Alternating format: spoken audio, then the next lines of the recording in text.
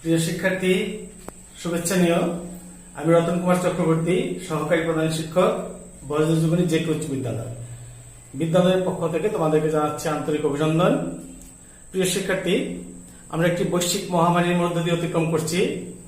দীর্ঘদিন তোমাদের শিক্ষা প্রতিষ্ঠান বন্ধ রয়েছে, পড়াশোনায় যথেষ্ট ব্যাঘাত হচ্ছে। তথাপিও হাল ছাড়লে চলবে না। একসময় প্রতিষ্ঠান খুলবে, সবকিছু আশা করি স্বাভাবিক হয়ে যাবে, পরীক্ষা হবে, তাই আমাদের প্রস্তুতি নিতে হবে। তাই এই সময়ে তোমাদের প্রতি আমার নির্দেশ, তোমরা স্বাস্থ্যবিধি মেনে সবাই বাড়িতে থাকবে, সবার সাথে মানবিক আচরণ করবে। বাড়িতে শিশু, বয়স্ক এবং অসুস্থ কেউ থাকলে তাদের প্রতি বাড়তি যত্ন নেবে। সংসদ টিভিতে তোমাদের জন্য প্রচারিত ক্লাসরুম অনুসরণ করবে এবং পাশাপাশি আমাদের অনলাইন ক্লাসে অংশগ্রহণ করবে। প্রিয় শিক্ষার্থী, আমরা তোমাদের পদার্থবিজ্ঞানের তৃতীয় অধ্যায় নিয়ে আলোচনা শুরু করেছি, বল অধ্যায় নিয়ে। তারই ধারাবাহিকতায় আমরা আজকে নিউটনের গতি বিষয়ক দ্বিতীয় সূত্র নিয়ে আলোচনা করব। চলো আমরা সরাসরি ক্লাসে অংশগ্রহণ করি।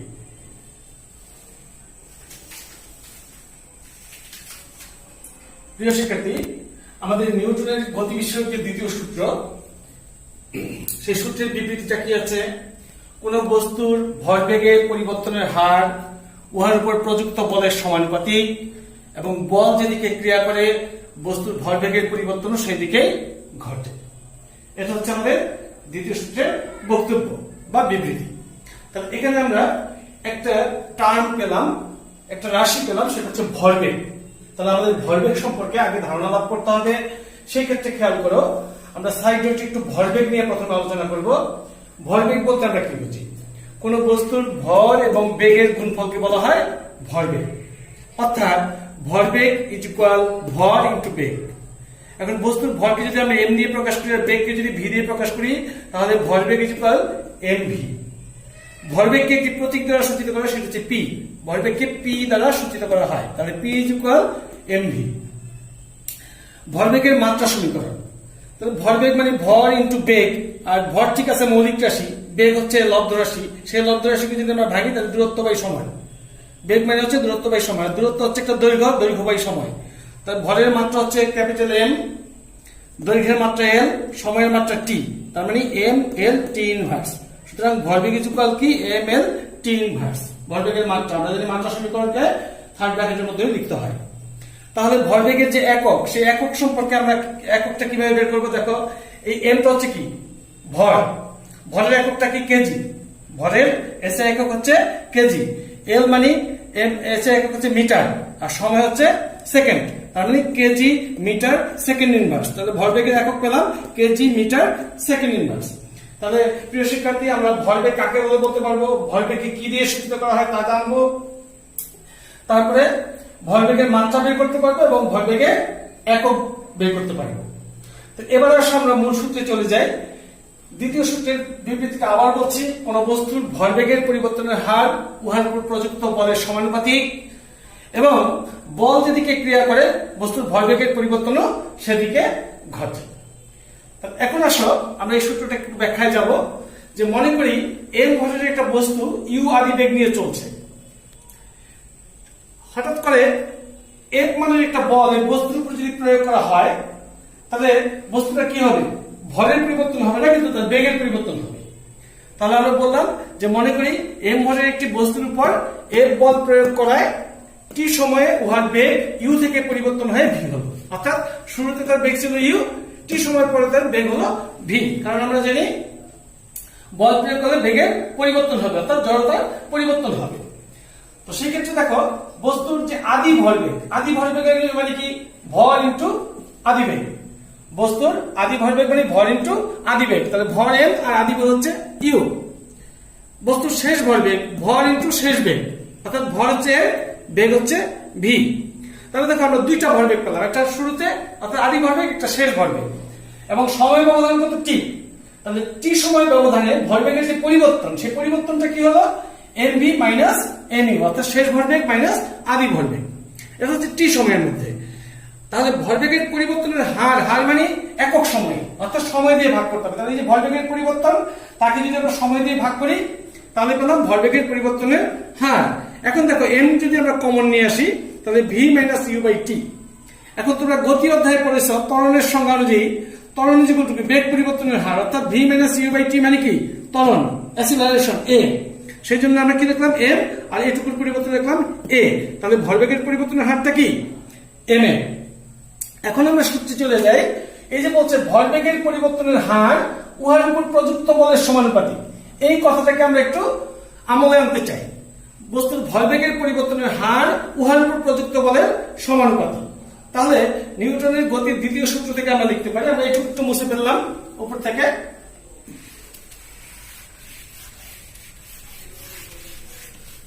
তাহলে আমাদের ভরবেগের পরিবর্তনের হার পেলাম হচ্ছে এটা। তাহলে এবার দেখি নিউটনের গতির দ্বিতীয় সূত্রানুসারে এই এম এ প্রপোর্শনাল এফ, অর্থাৎ কি সমানুপাতিক চিহ্ন হচ্ছে এটা। এম এ হচ্ছে ভরবেগের পরিবর্তনের হার। তাহলে বলছে ভরবেগের পরিবর্তনের হার উহার উপর প্রযুক্ত বলের সমানুপাতিক। উহার মানে কি ওই বস্তুর উপর প্রযুক্ত বল। প্রযুক্ত বলটা কত ছিল এফ, তাহলে এম এ প্রপোর্শনাল এফ। ওকে, এবার খেয়াল করো ইমপ্লাইজ এম এ, আমরা জানি যে সমানুপাতিক চিহ্ন থাকলে সেটা উঠে আমরা সমান চিহ্ন দেবো, আমরা একটা ধ্রুবক গুণ করব।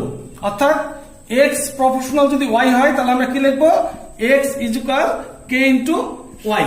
সমানুপাতিক চিহ্ন উঠাতে হলে একটা সমানুপাতিক ধ্রুবক গুণ করতে হয়, ঠিক আছে। সেই জন্য আমরা সমানুপাতিক ধ্রুবক দিলাম এখানে কে। এটা আমরা ইকুয়েশন নাম্বার 1 দিয়ে রাখি। এখানে বলে রাখি কে একটি সমানুপাতিক ধ্রুবক, সমানুপাতিক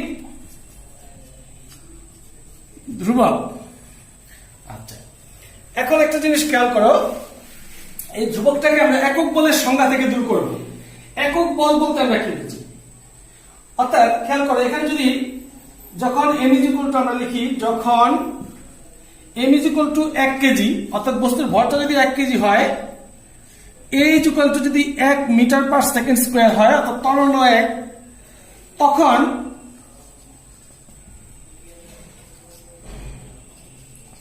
তখন এফ ইজ ইকুয়াল 1 নিউটন। অর্থাৎ 1 কেজি ভরের উপর যেই পরিমাণ বল প্রযুক্ত হয়ে 1 মিটার পার সেকেন্ড স্কোয়ার ত্বরণ সৃষ্টি করে, সেই পরিমাণ বলকে বলা হয় একক বল। আবার বলছি, অর্থাৎ ভরের মান যখন 1, ত্বরণের মান যখন 1, তখন এফ এর মানও 1। 1 কেজি ভরের উপর যেই পরিমাণ বল প্রযুক্ত হয়ে 1 মিটার পার সেকেন্ড স্কোয়ার ত্বরণ সৃষ্টি করে তাকে একক বল বলে। তাহলে সেই সুবাদে খেয়াল করো, আমরা উপরে 1 নং সমীকরণে যদি লিখি 1 ইমপ্লাইজ এম এর মান 1, এর মান 1, দেন কে ইন্টু এফ এর মান 1। তাহলে এখান থেকে আমরা কি পেলাম কে ইজ ইকুয়াল 1। ওকে, আচ্ছা, এবার কে এর মান যেহেতু 1, তাহলে আমরা এখান থেকে কি লিখতে পারি, সুতরাং m a is equal to 1 into f. 1 নং এ কে এর মান বসাই না, তাহলে এফ সমান এম এ। অত্যন্ত গুরুত্বপূর্ণ। অর্থাৎ এই এফটা কি প্রযুক্ত বল, এফটা কি বস্তুর ভর, আর এটা কি ত্বরণ। অর্থাৎ বস্তুর ভর এবং ভর, ত্বরণ এবং বলের মধ্যে একটি সম্পর্ক। অর্থাৎ নিউটনের গতির দ্বিতীয় সূত্র থেকে বল পরিমাপের একটা সম্পর্ক আমরা স্থাপন করতে পারলাম। ওকে, দিস ইজ ইম্পর্টেন্ট ইকুয়েশন। আশা করি তোমরা বুঝতে পেরেছ। আচ্ছা, এখন এই সূত্র থেকে কিভাবে আমরা অন্য একটু ব্যাখ্যায় চলে যাব। অনেক সময় তোমাদের পরীক্ষায় প্রশ্ন আসে যে দেখাও যে বল প্রয়োগ না করলে বস্তুর ত্বরণ থাকে না। বিশেষ ক্ষেত্র, অর্থাৎ কি বল প্রয়োগ না করলে বস্তুর ত্বরণ থাকে না বা ত্বরণ হয় না, এরকম একটা প্রশ্ন বললো ব্যাখ্যা করো। তাহলে আমরা লিখবো নিউটনের দ্বিতীয় সূত্র থেকে পাই, আমরা এটা লিখবো দ্বিতীয় সূত্র থেকে পাই F is equal M A. এখন বল প্রয়োগ না করলে মানে কি, বলের মান 0, অর্থাৎ এফ ইজ ইকুয়াল 0 হলে তার মানে কি বল প্রয়োগ না করলে, তাহলে আমরা কি লিখতে পারি 0 ইজ ইকুয়াল এম এ।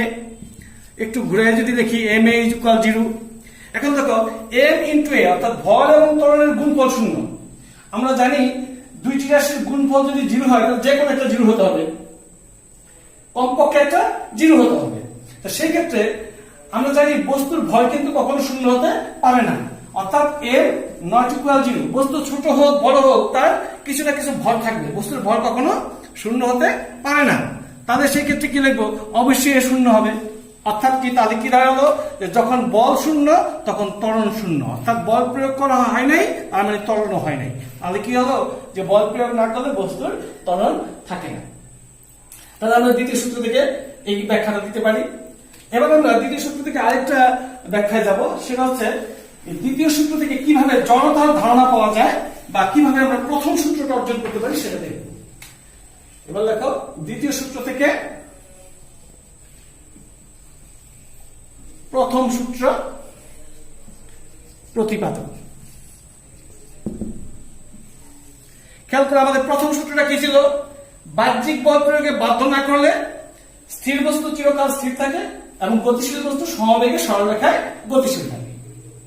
অর্থাৎ বল প্রয়োগ না করলে বস্তুর বেগের কোনো পরিবর্তন হবে না, আদি বেগ এবং শেষ বেগ সমান থাকবে। এটা ছিল আমাদের প্রথম সূত্র। তাহলে দ্বিতীয় সূত্র থেকে আমরা কি পাই, দ্বিতীয় সূত্র থেকে পাই F is equal ma, পূর্ব প্রমাণিত, আমরা আজকে প্রমাণ করেছি এটা।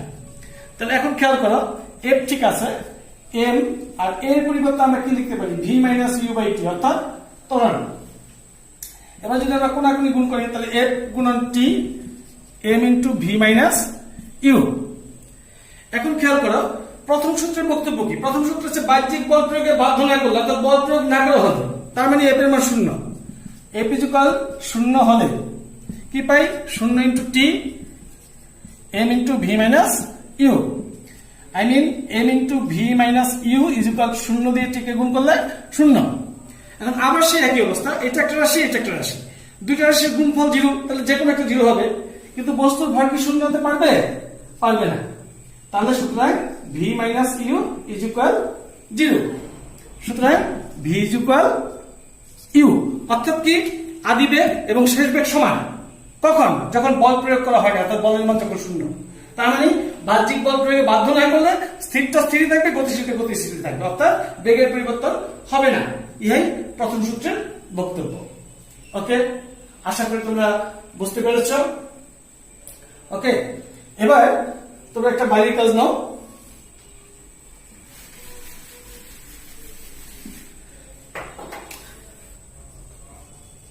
লিখো বাড়ির কাজ,